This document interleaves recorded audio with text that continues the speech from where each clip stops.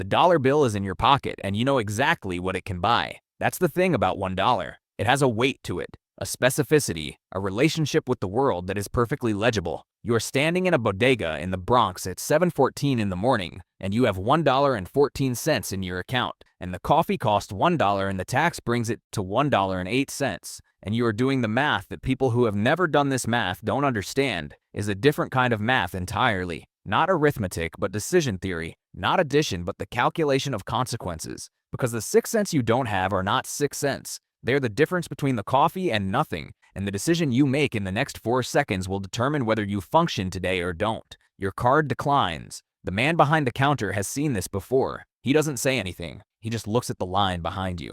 This is FNB dude POV. And this is what money actually isn't. Not the number, but the relationship between the number and everything that depends on it. A dollar is the basic unit of American economic life, which sounds like a textbook sentence and is actually one of the most psychologically loaded facts in modern existence. When you have one, you understand what the monetary system is for. It is a system for converting human effort into fungible claims on other people's effort. And when the claim is this small, the conversion rate is visible in a way it never is when the numbers get larger. $1 is approximately 8 minutes of work at federal minimum wage. It is the cost of a small coffee, a single bus fare in some cities, a handful of gumballs from a machine in a supermarket vestibule. It is not enough to change your situation. It is enough to get through the next hour if the next hour requires exactly $1 and nothing more, which it rarely does. The mathematics of poverty. And $1 in your pocket with nothing behind it is a form of poverty, at least for this moment. Is a mathematics of margins so thin that they require a precision of attention that exhausts people,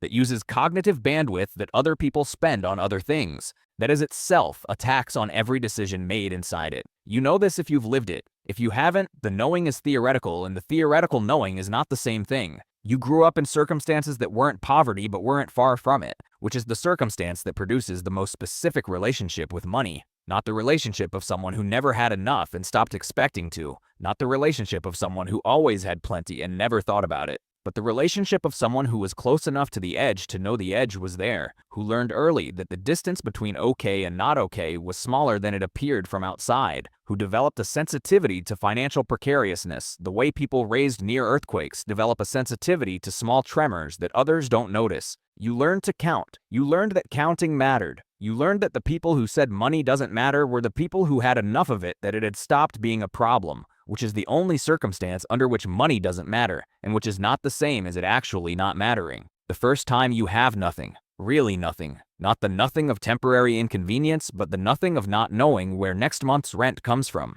You are 24 years old and 3 weeks out of a job that ended badly, and the account balance on your phone says $1.14 and the coffee costs $1.08, and you do the math and you buy the coffee and you walk out with 6 cents to your name, and the coffee is the same temperature it always is and tastes the same as it always does and is somehow completely different from every other coffee you have ever bought because this one cost you everything you had. You drink it slowly. You make it last. This is what $1 is. The last thing between you and zero is not a number. It is a condition. And the condition has a specific quality of weight and visibility and exposure that you carry forward, even after the account balance recovers, even after the job comes back, even after the margin widens and the math gets easier. The $1 experience doesn't leave. It becomes part of how you read the world. 15 years pass. You build something, not a $1 trillion something, nothing close, but a real business, a real income, a real distance from the bodega moment. Account balance has commas in it now,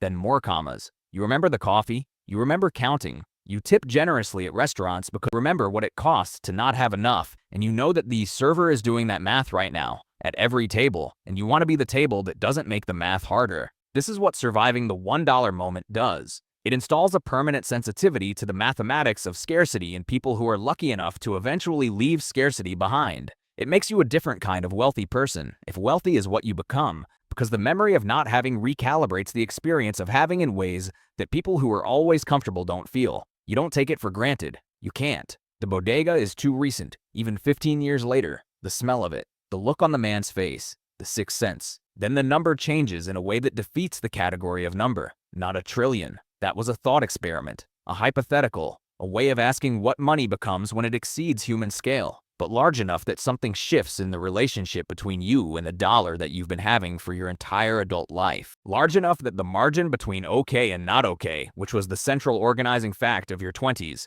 becomes effectively infinite, and the cognitive bandwidth you spent for years on the mathematics of scarcity is suddenly freed, and you discover that you don't know what to do with it. The bandwidth that you spent counting is now empty. You fill it with other things. Some of the things are good. Some of them are the things you always said you'd do if you weren't spending all your energy just staying above water. You travel. You sleep without the low-frequency background anxiety that you now realize you had been sleeping with for so long you thought it was just sleep. You buy coffee without looking at the price, which sounds trivial, and is, and also isn't, because the act of buying a coffee without looking at the price is the act of opting out of the mathematics of scarcity, and opting out of it after 20 years inside it feels, the first 100 times, like something between relief and vertigo. But here's what the thought experiment about $1 trillion reveals, and why the comparison between $1 and $1 trillion is more illuminating than either number alone. The relationship between you and money is not linear. It doesn't scale. Having 1,000 times more than you need doesn't make you 1,000 times more secure.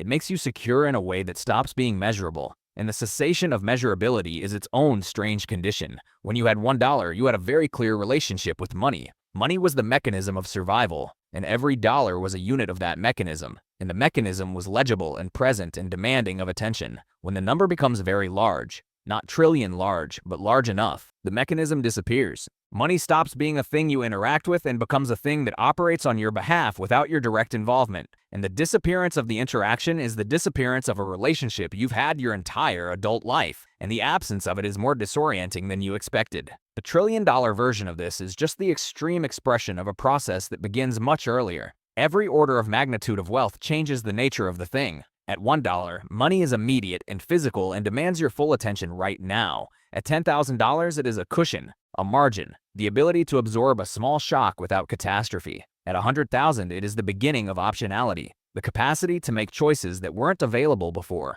At $1 million, it is freedom from certain categories of fear that had been so constant you'd stopped identifying them as fear and started calling them just life. At $10 million, it begins to operate while you sleep, generating more of itself through investments, and you enter the strange condition of wealth, producing wealth, of money making decisions independently of your labor. At $100 million, the gap between you and the world becomes structural and visible in ways that change how the world relates to you and how you relate to it. At $1 billion, you are an institution. At $1 trillion, you are a force of nature, which is to say, something the other forces of nature have to account for, something that operates at a scale that affects systems you aren't aware you're affecting. But here's the thing that the $1 moment taught you that no amount of additional zeros can undo. The dollar is the real unit, not in the accounting sense, in the human sense. The dollar is the unit at which money is still personal, still immediate, still a direct expression of the relationship between a person and their ability to survive and move through the world. Every additional dollar after the first is a unit of distance from that directness,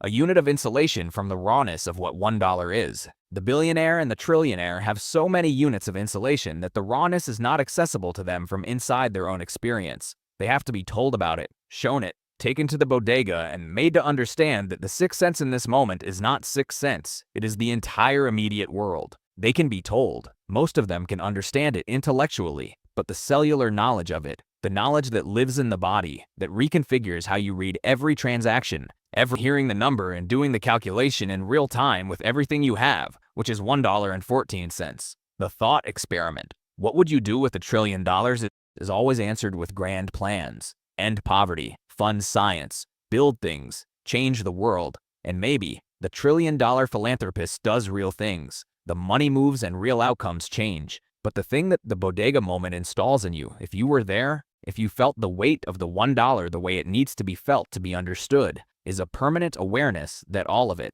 every grand plan, every fund, every restructured institution, is downstream of the basic fact that the person at the counter needs the coffee and has $1.08 and the coffee costs $1.08, and whether that transaction works is the ground level of everything, the foundation that all the trillions are supposed to be protecting, the thing the system is for. $1 trillion does not automatically mean you understand this. $1 in the right moment does. The person who has lived both, who counted the 6 cents at 24 and made the right decisions afterward, who built something real and watched the numbers change and never forgot the bodega, that person has something the inherited trillion cannot buy. Not wisdom exactly, something more specific, a calibration, an ability to move between scales without losing the ground level, an awareness that the trillion is made of a trillion single dollars, each of which, to someone, somewhere, right now, is the only thing standing between them and zero. Zero is not a number, it is a condition. And somewhere tonight, someone is at a counter doing the math that no one should have to do,